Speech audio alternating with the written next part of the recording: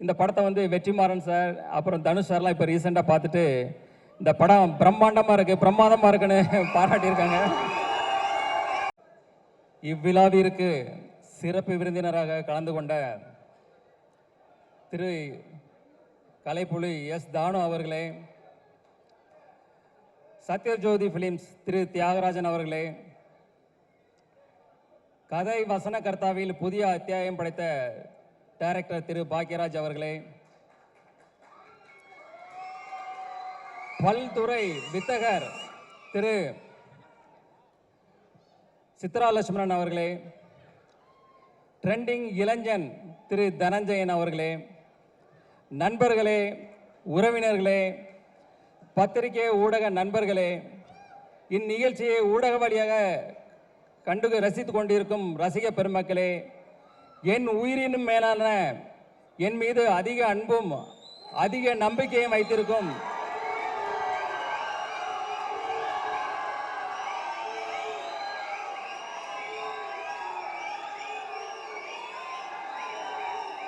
என் ரசிக பெருமக்களே, உங்கள் அனைவருக்கும் எனது அன்பான பணிவான வணக்கத்தை தெரிவித்துக் கொள்கிறேன். இன்றைய சூழலில் உலகில் போர் மேகங்கள் சூழ்ந்து மக்களுக்கு துயரத்தையும் ஒரு பாதுகாப்பு அற்ற தன்மையும் நிலவி கொண்டிருக்கிறது. இந்த போர் விரைவில் நிறுத்தப்பட்டு மக்கள் அனைவரும் மீண்டும் மகிழ்ச்சியாக ஒரு சந்தோஷமான ஒரு பாதுகாப்பான ஒரு அன்பான வாழ்க்கையை வாழ உங்களுடன் சேர்ந்து இறைவனிடம் நானும் பிரார்த்தனை செய்து கொண்டு என் உரையை தொடர்கிறேன். த லெஜண்ட் அந்த படத்துக்கு அப்புறம் இந்த படம் வந்து என்னுடைய 2வது படம் வந்து லீடர் வந்து coming 3rd April good Friday அன்னைக்கு கம்மிங் 3rd ஃப்ரைடே ரிலீஸ் ஆகுது. வேர்ல்டு வைடு அண்டு தமிழ்நாட்டிலையும் ரிலீஸ் ஆகுது. இந்த படத்துடைய கதை பார்த்தீங்கன்னா ஒரு இன்னசென்டான அப்பா புள்ள, அவங்க ரொம்ப சந்தோஷமாக வாழ்ந்துட்டு இருக்காங்க. திடீர்னு அவங்க வாழ்வில் மிகப்பெரிய ஒரு கேங்ஸ்டர் உள்ளே வர்றாங்க. அதுக்கப்புறம் நடக்கிற விஷயங்களை நம்ம டைரக்டர் துரை செந்தில்குமார் வந்து அவ்வளோ அழகாக இன்றைய தலைமுறையினருக்கு பிடிக்கிற மாதிரி அவ்வளோ அழகான ஒரு ஃப்ரெஷ்ஷாக எல்லாருக்கும் பிடிக்கிற வகையில் மிக அற்புதமாக இயக்கியிருக்காங்க. அதாவது அவர் வந்து தன்னை முழுசாக அதில் அர்ப்பணிச்சுக்கிட்டாரு. எப்போவுமே தன்னை ஒருத்தர் முழுசாக அர்ப்பணித்து ஒரு வேலை செய்யும்போது அது ரொம்ப பிரமாதமாக ஒர்க் அவுட் ஆகும். இந்த படமும் அதே போல் மிக பிரம்மாண்டமாக வந்திருக்கு. இந்த படத்தை ஃபஸ்ட்டு எடிட் பண்ணி பார்த்ததும் இந்த மியூசிக் டைரக்டர் ஜிப்ரான் அவர்கள் தான் பார்த்தாங்க. பார்த்துட்டு டைரக்டர்கிட்ட ஃபோன் பண்ணி ஒரு 1/2 hour இந்த படத்தை பற்றி ஒவ்வொரு டீட்டெயிலாக பாராட்டி அந்தளவுக்கு பேசியிருக்காரு. எனக்கு தெரிஞ்சு இதே போல் வேறு எந்த படத்துக்கும் அவர் பாராட்டியிருப்பாரா எனக்கு தெரியல. ஸோ அவருடைய இசையும் இந்த படத்தில் வந்து ஒரு குத்து சாங்கு அதே போல் எதுவும் கிடையாது. இது படத்தோட ட்ராவல், அதாவது ஸ்டோரியோட ட்ராவல் ஆகிற மாதிரியான சாங்ஸ் இதில் இருக்குது. அதுக்கான வரிகள் இருக்குது, அதுக்கான படப்பிடிப்பு எல்லாமே அதை நோக்கி பயணித்தோம். ஸோ அதுக்கான இசையை பிரமாதமாக பண்ணி கொடுத்துருக்கிறாரு. அடுத்தது நம்ம கேமராமேன் திரு வெங்கடேஷ் அவர்கள். அவர் வந்து பார்த்தீங்கன்னா அவர் கேட்ட லேட்டஸ்ட் டெக்னாலஜி, என்னென்ன லென்ஸ் வேணும், என்ன கேமரா வேணும், என்ன லைட்ஸ் வேணும், அதே போல் அவர் கேட்ட டெக்னாலஜி அத்தனையும் கொடுத்தோம். அதுக்குள்ள டெக்னீஷியன் அதை வந்து அவரை சிறப்பாக பயன்படுத்தி இந்த அவுட்புட் வந்து ரொம்ப பிரமாதமாக கொடுத்துருக்கிறாரு. இந்த படப்பிடிப்பு பார்த்தீங்கன்னா ஜார்ஜியா, ஜெய்ப்பூர், ஊட்டி, தூத்துக்குடி, சென்னைன்னு எல்லா இடத்துலையும் நடந்தது. அதை வந்து மிக அழகாக பிரம்மாண்டமாக படப்பிடிப்பு படுத்தி கொடுத்துருக்கிறாரு. அடுத்தது பார்த்தீங்கன்னா பிரதீப் ராகவ் அவர் வந்து இந்த படத்தை ரொம்ப கிறிஸ்பாக இது பண்ணியிருக்கிறாரு. இப்போ ட்ரெய்லர் டீசர் எல்லாம் பார்த்துருப்பீங்க. அதில் எப்படி அவர் கிறிஸ்பாக பண்ணாரோ அதே மாதிரி படத்தையும் ரொம்ப கிறிஸ்பாக பண்ணி கொடுத்துருக்கிறாரு. ஆர்ட் டைரக்டர் துரைராஜ் அவர் வந்து பார்த்தீங்கன்னா செட்டு எது நிஜம் எதுன்னே தெரியாது, அந்தளவுக்கு பிரமாதமாக பண்ணியிருக்காரு. அடுத்தது எங்கள் டீமில் உள்ள மகேஷ் மேத்யூஸ் ஸ்டண்ட் மாஸ்டர், ஒரு யங் அண்ட் ஒரு எனர்ஜெட்டிக் பர்சன். ஆனால் அதில் எங்களுக்கு இந்த படத்தில் ஷூட்டில் பார்த்தீங்கன்னா 2 இடங்கள் வந்து எங்களுக்கு ஒரு மிகப்பெரிய சவாலாக இருந்தது. ஒன்று வந்து ஜார்ஜியாவில் ஏர்போர்ட்டில், இந்த இன்டர்நேஷ்னல் ஏர்போர்ட்டில் வந்து ஷூட் பண்ணோம். அங்கே வந்து பார்த்தீங்கன்னா -14 டிகிரி செல்சியல் டே டைமில். அந்த ஹில்ஸ்லலாம் பார்த்தீங்கன்னா சுற்றி ஐஸு கொட்டி கிடக்கும், அந்தளவுக்கு குளிர் அதிகமாக இருக்கும். சன்லைட் இருந்தால் நாங்கள் தப்பிச்சோம். கொஞ்சம் ஷேடாக வந்ததுன்னா அடுத்த நிமிஷமே உடம்பெல்லாம் 1000 ஊசி குத்துற மாதிரி இருக்கும், கை கால்லாம் மரத்து போயிடும். ஸோ அதில் கிட்டத்தட்ட 14 days ஒர்க் பண்ணோம். நான் மட்டும் இல்லை, எங்கள் டீமில் உள்ள எல்லாருமே அதில் வந்து ரொம்ப அழகாக சிரமப்பட்டு ஒர்க் பண்ணாங்க. அது வந்து ஃபுல்ஃபில்லாக அது வந்து ரொம்ப அழகாக வந்திருக்கு அந்த போர்ஷன் எல்லாமே. அதே போல் பார்த்தீங்கன்னா லாஸ்ட்டு கிளைமேக்ஸ் ஃபைட் இருக்கும்போது அது வந்து ஒரு குறுகலான இடம், ஒரு ட்ரெயினில் வந்து ஃபைட் வச்சுருந்தோம். கிட்டத்தட்ட ஃபாரின் ஸ்டண்ட் மாஸ்டர்ஸ்க்கு கிட்டத்தட்ட ஒரு 100 பேர் இருந்தாங்க. அது போக கிட்டத்தட்ட ஆயிரக்கணக்கான ஜூனியர் ஆர்டிஸ்ட்டு, டெக்னீஷியன்ஸ், ஒரு பெரிய பட்டாளமே இருந்தது. இந்த இடத்துல ஃபஸ்ட்டு டே ஃபஸ்ட் ஷாட் முடிஞ்சதுமே நான் என்னுடைய ப்ரொடக்ஷன் மேனேஜர் அம்பியாபதியை கூப்பிட்டேன். அம்பியாபதி, எத்தனை ஆம்புலன்ஸ் இருக்குது அப்படின்னு. அவர் சொன்னார், ஒன்றே ஒன்று இருக்குது சார். ஒன்றுலாம் பத்தாது, 2-3 வைங்க. யாருக்கு வேணால் எப்போ வேணால் என்ன வேணால் ஆகும். எனக்கே கூட சில நேரங்களில் இன்ஜூர் ஆகும், நம்ம ரெடியாக இருக்கணும் அப்படின்னு சொன்னேன். ஆனால் காட் கிரேஸ், ஒரு 10 டேஸில் வந்து பெருசாக யாருக்கும் இன்ஜூர் ஆகலை. சின்ன சின்ன இன்ஜூர் ஆச்சு. 10th டே எனக்கு காலில் ஒரு மிகப்பெரிய இன்ஜூர் ஆச்சு. அடுத்த நாள் ஷூட் பண்ண முடியுமா பண்ண முடியாதுன்ற அளவுக்கு ஒரு பெரிய ஒரு சூழ்நிலை இருந்தது. அப்போது இத்தனை டெக்னீஷியன், இத்தனை 1000 பேர் இருக்கிறாங்க, அவங்களுக்கு வந்து வெயிட் பண்ண வைக்கூடாது சொல்லிட்டு இன்ஜெக்ஷன் டேப்லெட்ஸ் எல்லாம் போட்டுட்டு அது அடுத்த நாள் ஷூட் வரும்போது தாங்கி தான் நடந்து வந்தேன். இன்னைக்கு என்ன நம்மளால பண்ண முடியுமா அப்படின்ற ஒரு டவுட்லேயே தான் இருந்தேன். பட் கேமரா ரோல் ஆக்ஷன் சொன்ன உடனே அடுத்த நிமிஷமே ஃபயர் தான். அது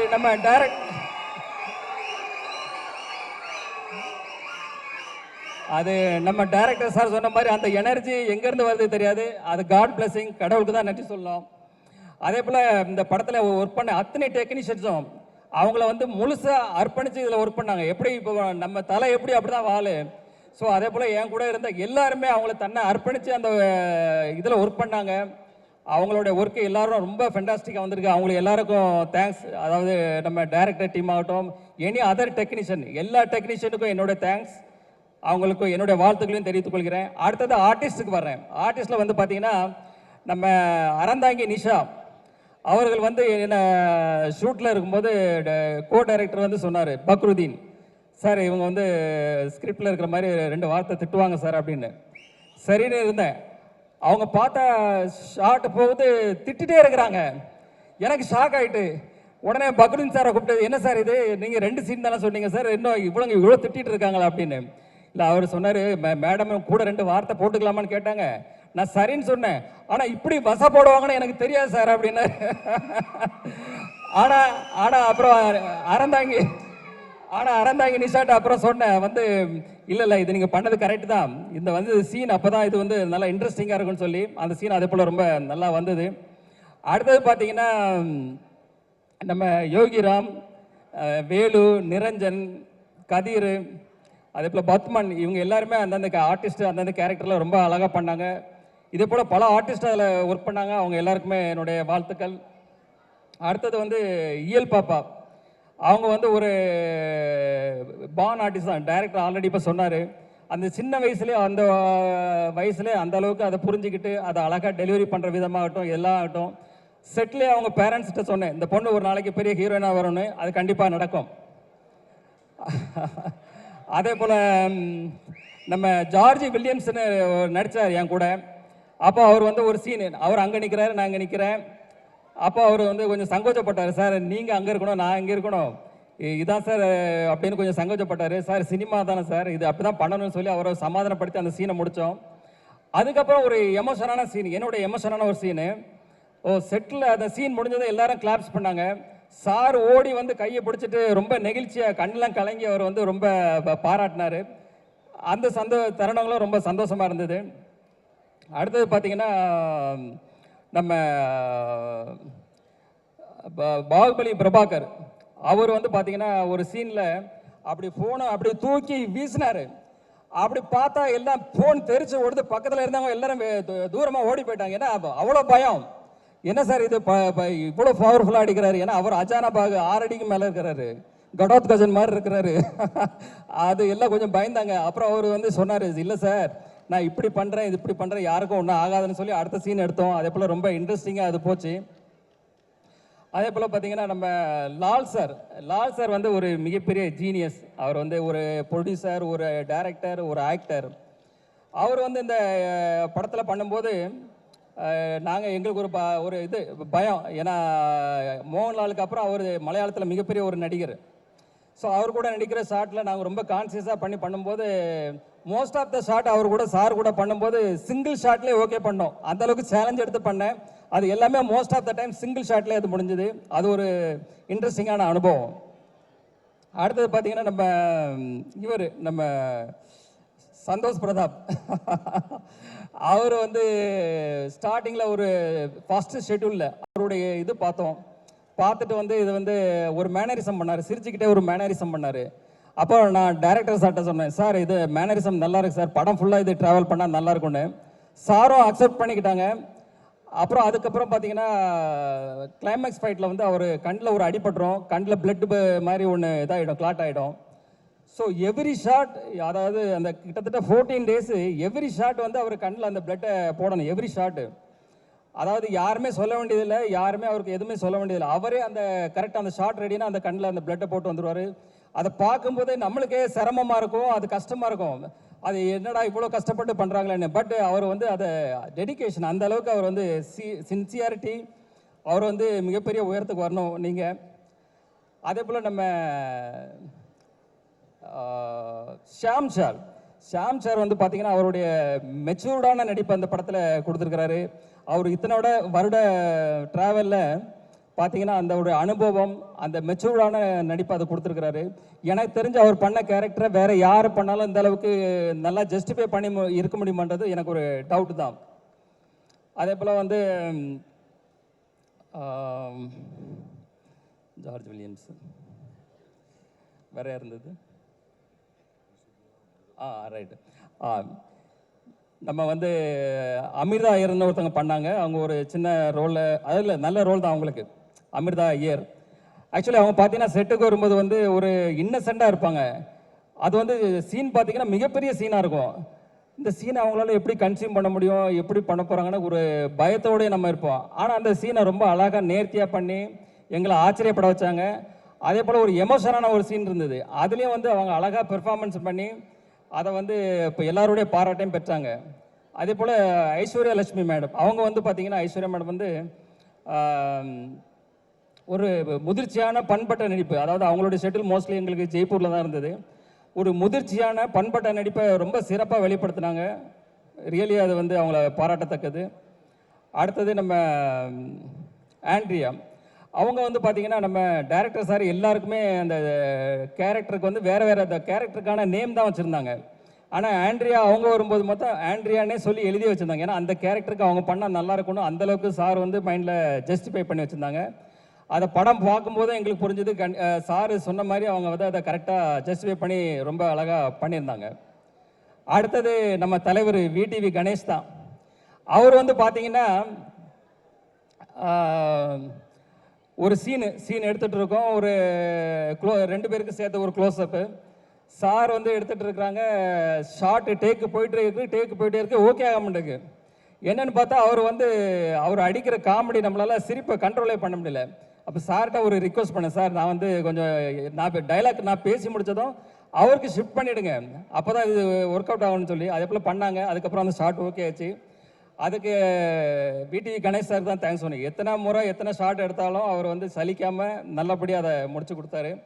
அதே போல் பார்த்தீங்கன்னா லாஸ்ட்டு ஒரு இடத்துல வந்து அவர் வந்து டைலாக்கு, அவர் ஒரு டைலாக்கை ஆரம்பித்து ஒரு இடத்துல முடிக்கணும், அதான் ஸ்கிரிப்டுன்னா அவர் இன்னொன்றில் ஆரம்பித்து இன்னொன்றில் முடிப்பார். அடுத்த வாட்டி சரி, ஏன்னா அதுக்கப்புறம் நான் பேசணும், சரி இதில் ஆரம்பித்து இதில் முடிப்பார்னு பார்த்தா அப்போவும் மாற்றி பேசுவார், நம்ம ஒரு கன்ஃபியூஷன் ஆகிடுவோம். ஆனால் ஏன்னா அவர் ஒரு காமெடியில் இருப்பார், நம்ம ஒரு சீரியஸ் மோடில் இருப்போம் அந்த கேரக்டரு. ஸோ ஒரு காமெடியாக இருந்தால் நம்ம ஏதாவது ஒரு பிட்டை போட்டு நம்மளும் அதில் ட்ராவல் பண்ண முடியும். ஸோ அது வந்து பண்ண முடியாமல் போயிடுச்சு. பட் அவர்கிட்ட மிகப்பெரிய திறமை இருக்குது. அவர் ஒரு தயாரிப்பாளர், அவர் ஒரு நடிகர், நாளைக்கே ஒரு பெரிய டைரக்டர் ஆனாலும் ஆச்சரியப்படுறதுல. அவர் கூட ஒரு 2 சீனாவது அடுத்த படத்தில் ஒரு ஃபுல்லாக ஒரு ஜோவியலான ஒரு காமெடி ட்ராக் பண்ணணும்னு என்னுடைய ஆசை. அடுத்தது படத்தினுடைய ஹீரோயின் பாயல் ராஜ்புத்.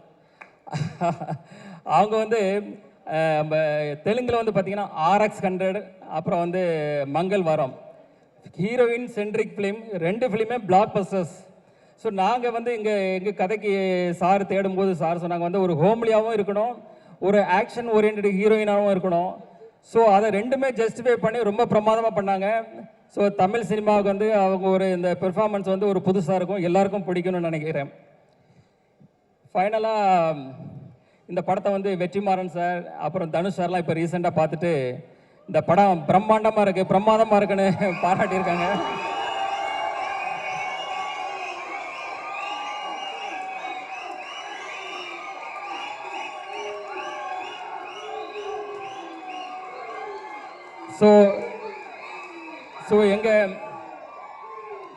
எங்கள் படக்குழுக்கும் சரி எனக்கும் சரி இந்த படத்து மேலே மிகப்பெரிய நம்பிக்கை. இந்த படம் வந்து ஒரு ஜெயிலர் அளவுக்கோ ஒரு விக்ரம் அளவுக்கோ ஒரு லியோ அளவுக்கோ வெற்றி படமாக அமையும். அதுக்கு எந்த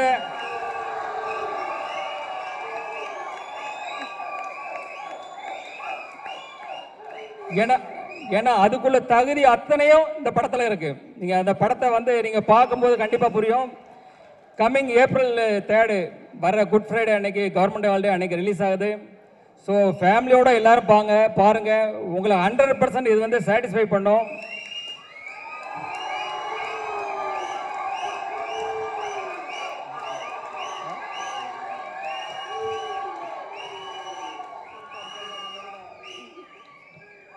இந்த படத்து மேலே நாங்கள் வச்சிருக்க நம்பிக்கை, உங்கள் மேலே நாங்கள் வச்சிருக்க நம்பிக்கை, இந்த படம் வந்து மிகப்பெரிய பிளாக் பஸ்டர் படம் அந்த ஆண்டலோட இருக்குன்றதை விட எங்களோட நம்பிக்கை.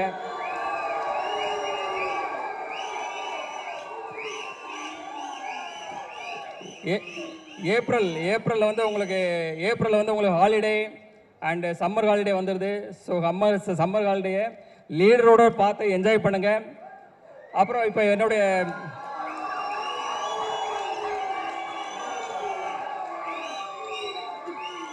இப்போது ஃபங்க்ஷன் நிறைவேறடைய இருக்கிறது.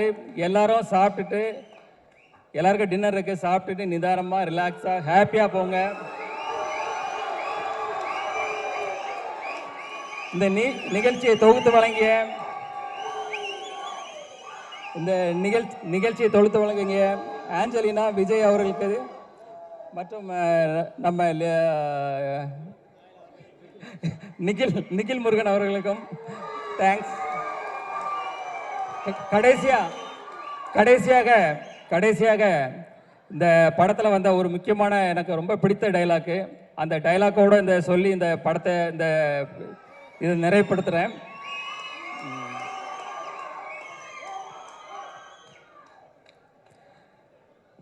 கடவுள் எந்த உதவியும் நேரடியாக செய்யறதில்லை. எல்லா நல்லதும் நல்ல மனிதர்கள் மூலமாக தான் நடக்கும். நாம அவங்கள தான் நம்பணும். நீங்க என்ன நம்புங்க.